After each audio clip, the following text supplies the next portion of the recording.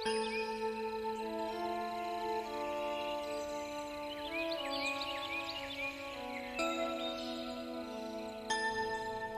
श्री साईनाथाय नमः।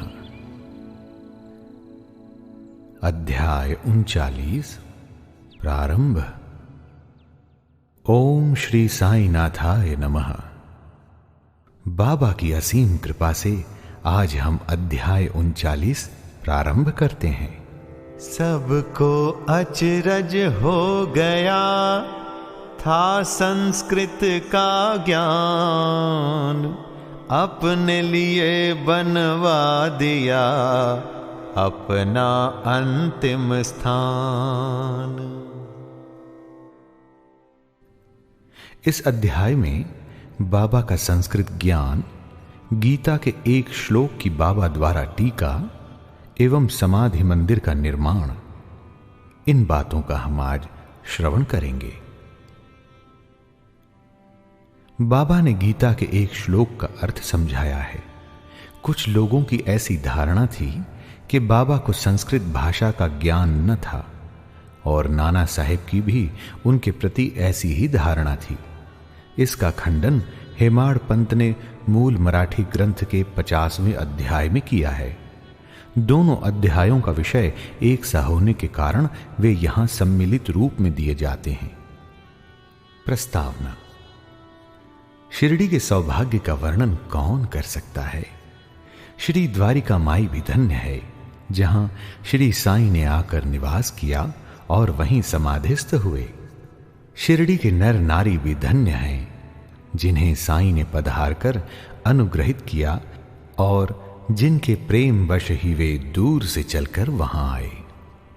शिरडी तो पहले एक छोटा सा गांव था, परंतु श्री साईं के संपर्क से विशेष महत्व पाकर वह एक तीर्थ क्षेत्र में परिणत हो गया। शिरडी की नारियां भी परम भाग्यशालिनी हैं, जिनका उन पर असीम और अडिग विश्वास प्रशंसा के परे है। आठों प्रहर काम काज करते, पीसते, अनाज निकालते, घर काम करते हुए वे उनकी कीर्ति का गुणगान किया करती थीं। उनके प्रेम की उपमा ही क्या हो सकती है। वे अत्यंत मधुर गायन करती थीं, जिससे गायकों और श्रोतागण के मन को परम शांति मिलती थी। आइए अब हम बाबा द्वारा टीका की कथा सुने। किसी को स्वप्न में भी ज्ञात न था कि बाबा संस्कृत के भी ज्ञाता हैं। एक दिन नाना साहेब चांदोरकर को गीता के एक श्लोक का अर्थ समझाकर उन्होंने लोगों को विस्मय में डाल दिया। इसका संक्षिप्त वर्णन सेवानिवृत्त मामलतदार श्री बी.वी. देव ने मराठी साईं लीला पत्रिका के भाग 4 में छपवाया है। इसका संक्षिप्त विवरण साईं बाबाज चार्टर्स एंड सेइंग्स पुस्तक के 61वें पृष्ठ पर और the wondrous Saint Sai Baba के पृष्ठ 36 पर भी छपा है। ये दोनों पुस्तकें श्री बी.वी. नरसिम्ह स्वामी द्वारा रचित हैं। श्री बी.वी. देव ने अंग्रेजी में तारीख 27/9/1936 को एक वक्तव्य दिया है, जो कि नरसिम्ह स्वामी द्वारा रचित पुस्तक के भक्तों के अनुभव भाग 3 में छापा गया है। श्री देव को इस विषय की प्रथम सूचना नाना साहेब चांदोरकर से प्राप्त हुई थी, इसलिए उनका कथन नीचे उद्धृत किया जाता है। नाना साहेब चांदोरकर वेदांत के विद्वान विद्यार्थियों में से एक थे। उन्होंने अनेक टीकाओं के साथ गीता का अध्ययन भी किया था तथा उन्हें अपने इस ज्ञान का अहंकार भी था। उनका मत था कि बाबा संस्कृत भाषा से सर्वथा अनभिज्ञ हैं, इसीलिए बाबा ने उनके इस भ्रम का निवारण करने का विचार किया। यह उस समय की बात है जब भक्तगण अल्प संख्या में आते थे। बाबा भक्तों से एकांत में देर तक वार्तालाप किया करते थे। नाना साहेब इस समय बाबा की चरण सेवा कर रहे थे और अस्पष्ट शब्दों में कुछ गुनगुना रहे थे।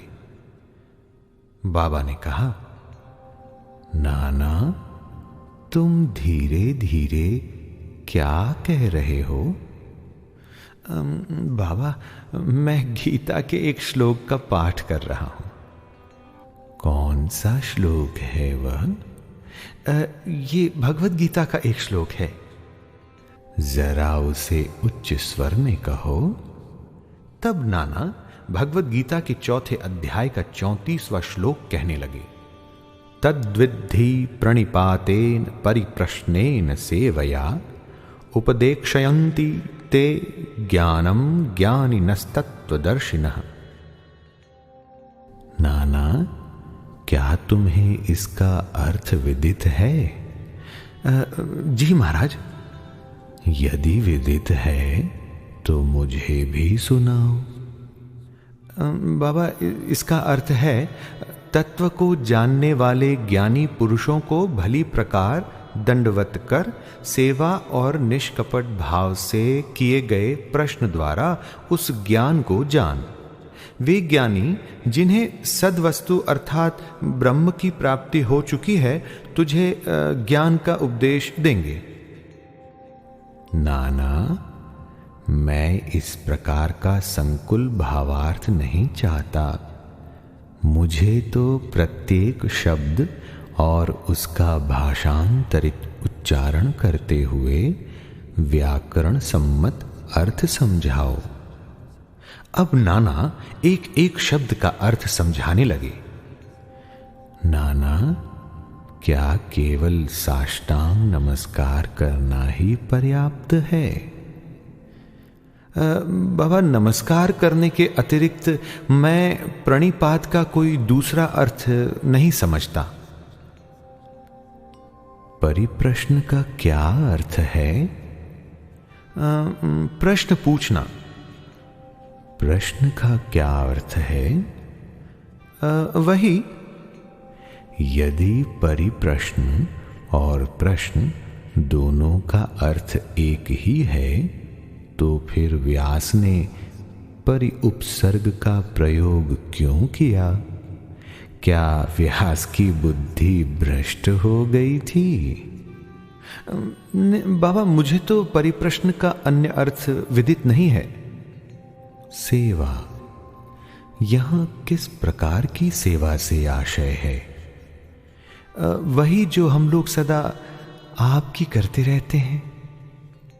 क्या ये सेवा पर्याप्त है?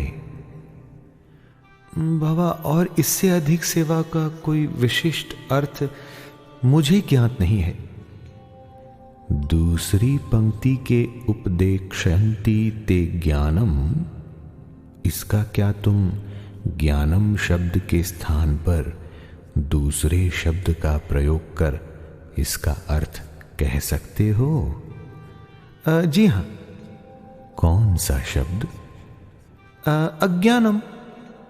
ज्ञानम के बजाय उस शब्द को जोड़कर क्या इस श्लोक का अर्थ निकलता है? जी नहीं, शांकर भाष्य में इस प्रकार की कोई व्याख्या नहीं है। नहीं है तो क्या हुआ? यदि अज्ञान शब्द के प्रयोग से कोई उत्तम अर्थ निकल सकता है तो उसमें क्या आपत्ति है? मैं नहीं जानता कि उसमें अज्ञान शब्द का किस प्रकार प्रयोग होगा बाबा। कृष्ण ने अर्जुन को क्यों ज्ञानियों या तत्वदर्शियों को नमस्कार करने, उनसे प्रश्न पूछने और सेवा करने का उपदेश किया था? क्या स्वयं कृष्ण तत्वदर्शी नहीं थे? वस्तुतः स्वयं ज्ञान स्वरूप। जी हां, वे ज्ञाना अवतार थे, परंतु मुझे ये समझ में नहीं आता कि उन्होंने अर्जुन से अन्य ज्ञानियों के लिए क्यों कहा। क्या तुम्हारी समझ में नहीं आया? अब नाना हतप्रभ हो गए। उनका घमंड चूर हो चुका था। तब बाबा स्वयं इस प्रकार अर्थ समझाने लगे। ज्ञानियों को केवल साष्टांग नमस्कार करना पर्याप्त नहीं है। हमें सद्गुरु के प्रति अनन्य भाव से शरणागत होना चाहिए। केवल प्रश्न पूछना पर्याप्त नहीं। किसी कुप्रवृत्ति या पाखंड या वाक्य जाल में फंसाने या कोई त्रुटि निकालने की भावना से प्रेरित होकर प्रश्न नहीं करना चाहिए, वरन प्रश्न उत्सुकता पूर्वक केवल मोक्ष या आध्यात्मिक पथ पर उन्नति प्राप्त करने की भावना से ही प्रेरित होकर करना चाहिए। मैं तो सेवा करने या अस्वीकार करने में पूर्ण स्वतंत्र हूं। जो ऐसी भावना से कार्य करता है वह सेवा नहीं कही जा सकती। उसे अनुभव करना चाहिए कि मुझे अपने शरीर पर कोई अधिकार नहीं है। इस शरीर पर तो गुरु का ही अधिकार है और केवल उनकी सेवा के निमित्त ही वह विद्यमान है। इस प्रकार आचरण करने से तुम्हें सद्गुरु द्वारा ज्ञान की प्राप्ति हो जाएगी, जैसा कि पूर्व श्लोक में बताया गया है। नाना को यह समझ में नहीं आ सका कि गुरु किस प्रकार अज्ञान की शिक्षा देते हैं। बाबा ने कहा, ज्ञान का उपदेश कैसा है, अर्थात भविष्य में प्राप्त होने वाली आत्मानुभूति की शिक्षा। अज्ञान का नाश करना ज्ञान है। गीता के श्लोक 1866 पर ज्ञानेश्वरी भाष्य की ओवी 1396 में इस प्रकार वर्णन है।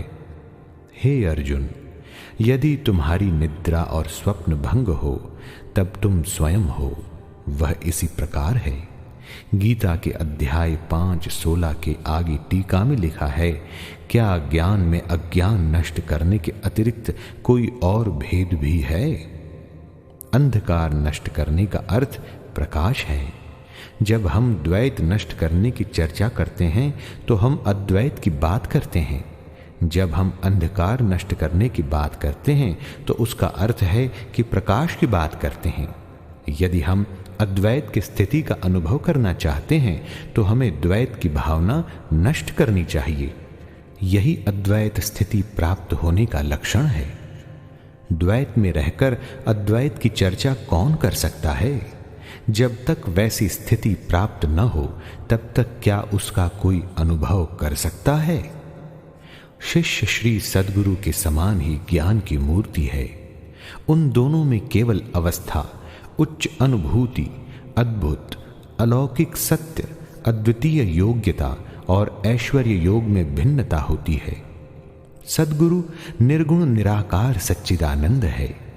वस्तुतः वे केवल मनुष्य जाति और विश्व के कल्याण के निमित्त स्वेच्छापूर्वक मानव शरीर धारण करते हैं, परंतु नर देह धारण करने पर भी उनकी सत्ता की अनंतता में कोई बाधा उपस्थित नहीं होती। उनकी आत्मोपलब्धि, लाभ, दैविक शक्ति और ज्ञान सदा एक से रहते हैं। शिष्य का भी तो यथार्थ में वही स्वरूप है, परंतु अनगिनत जन्मों के कारण उसे अज्ञान उत्पन्न हो जाता है और उसी के वशीभूत होकर उसे भ्रम हो जाता है तथा अपने शुद्ध चैतन्य स्वरूप की विस्मृति हो जाती है। गीता का अध्याय 5 देखो। अज्ञानेनावृतं ज्ञानम तेन मुह्यन्ति जन्तवः। जैसा कि वहां बतलाया गया है, उसे भ्रम हो जाता है कि मैं जीव हूं, एक प्राणी हूं, दुर्बल और असहाय हूं।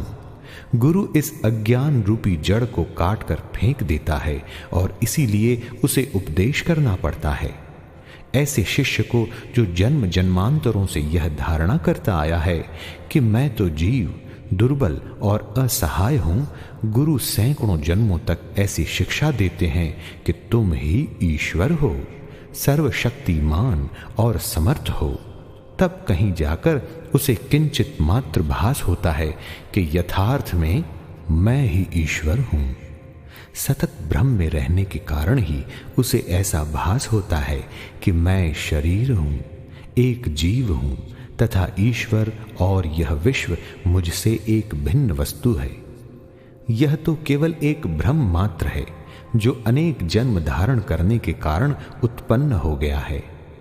कर्मानुसार प्रत्येक प्राणी को सुख दुख की प्राप्ति होती है। इस भ्रम, इस त्रुटि और इस अज्ञान की जड़ को नष्ट करने के लिए हमें स्वयं अपने से प्रश्न करना चाहिए कि ये अज्ञान कैसे पैदा हो गया, वह अज्ञान कहाँ है, और इस त्रुटि का दिग्दर्शन कराने को ही उपदेश कहते हैं। अज्ञान के नीचे लिखे उदाहरण है। पहला, मैं एक जीव अर्थात प्राणी हूं। दूसरा, शरीर ही आत्मा है अर्थात मैं शरीर हूं। तीसरा, ईश्वर, विश्व और जीव भिन्न भिन्न तत्व हैं। चौथा, मैं ईश्वर नहीं हूं। पांचवा, शरीर आत्मा नहीं है, इसका बोध न होना। छठा, इसका ज्ञान न होना कि ईश्वर, विश्व और जीव एक ही है।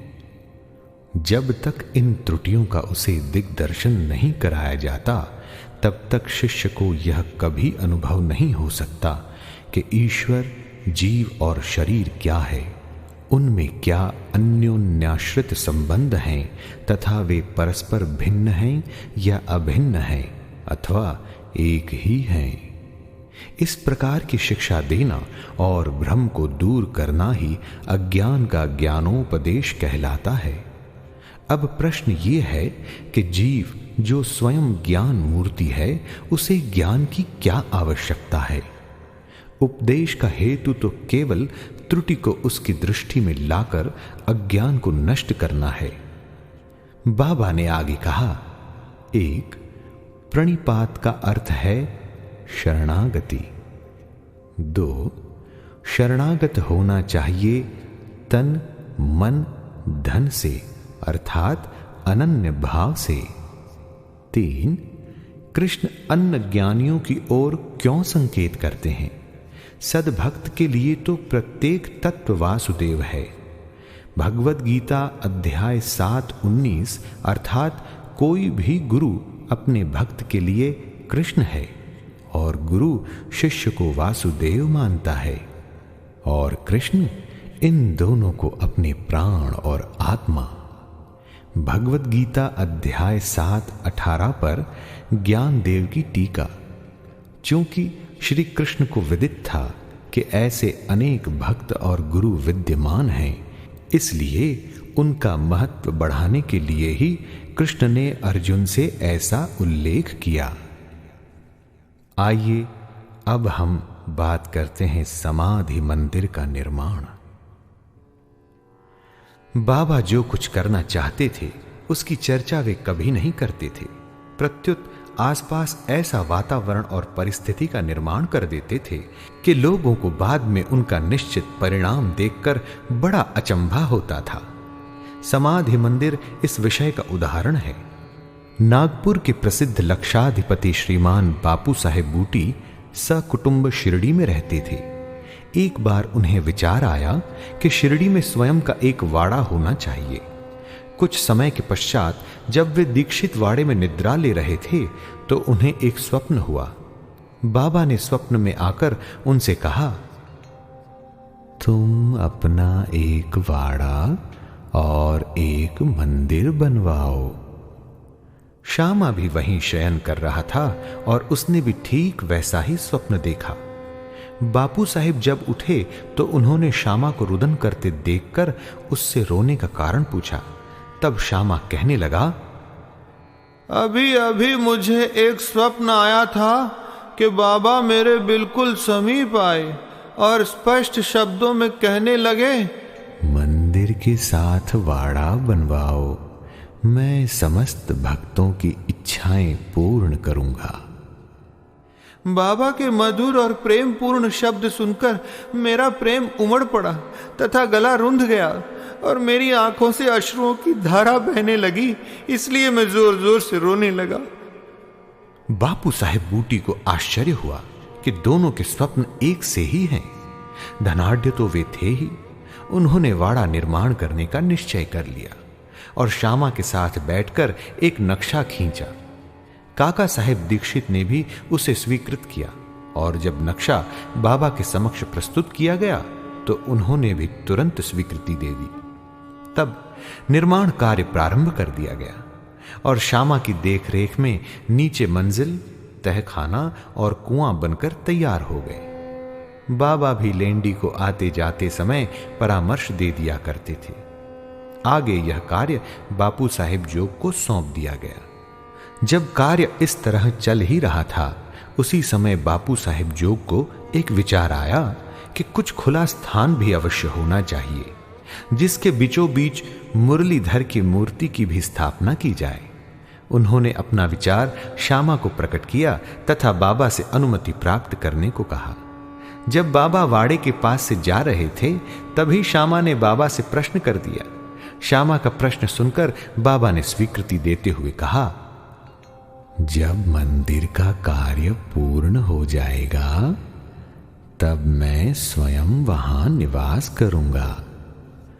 और वाड़े की ओर दृष्टिपात करते हुए कहा, जब वाड़ा पूर्ण बन जाएगा तब हम सब लोग उसका उपभोग करेंगे, वहीं रहेंगे, घूमेंगे, फिरेंगे और एक दूसरे को हृदय से लगाएंगे तथा आनंद पूर्वक विचरेंगे। जब श्यामा ने बाबा से पूछा कि क्या यह मूर्ति के मध्य कक्ष के नींव के कार्य आरंभ का शुभ मुहूर्त है, तब उन्होंने स्वीकारात्मक उत्तर दे दिया। तभी श्यामा ने एक नारियल लाकर फोड़ा और कार्य प्रारंभ कर दिया। ठीक समय में सब कार्य पूर्ण हो गया और मुरलीधर की एक सुंदर मूर्ति बनवाने का प्रबंध किया गया। अभी उसका निर्माण कार्य प्रारंभ भी न हो पाया था कि एक नवीन घटना घटित हो गई। बाबा की स्थिति चिंताजनक हो गई और ऐसा दिखने लगा कि वे अब देह त्याग देंगे। बापू साहिब बहुत उदास और निराश से हो गए। उन्होंने सोचा कि यदि बाबा चले गए तो वाड़ा उनके पवित्र चरण स्पर्श से वंचित रह जाएगा और मेरा सब लगभग 1 लाख रुपया व्यर्थ हो जाएगा। परंतु अंतिम समय बाबा के श्री मुख से निकले हुए वचनों ने मुझे वाड़े में ही रखना, केवल बूटी साहिब को ही सांत्वना नहीं पहुंचाई वरन अन्य लोगों को भी शांति प्रदान की। कुछ समय के पश्चात बाबा का पवित्र शरीर मुरलीधर की मूर्ति के स्थान पर रख दिया गया। बाबा स्वयं मुरलीधर बन गए और वाड़ा साईं बाबा का समाधि मंदिर। उनकी अगाध लीलाओं की थाह कोई न पा सका। श्री बापू साहेब बूटी धन्य हैं जिनके वाड़े में बाबा का दिव्य और पवित्र पार्थिव शरीर अब विश्राम कर रहा है। साईं स्वयं ही वेद हैं, भागवत हैं साईं, सामने सागर ज्ञान का और कहाँ पे जाए। श्री सद्गुरु साईनाथार्पणमस्तु। शुभम भवतु। अध्याय 39 संपूर्णम।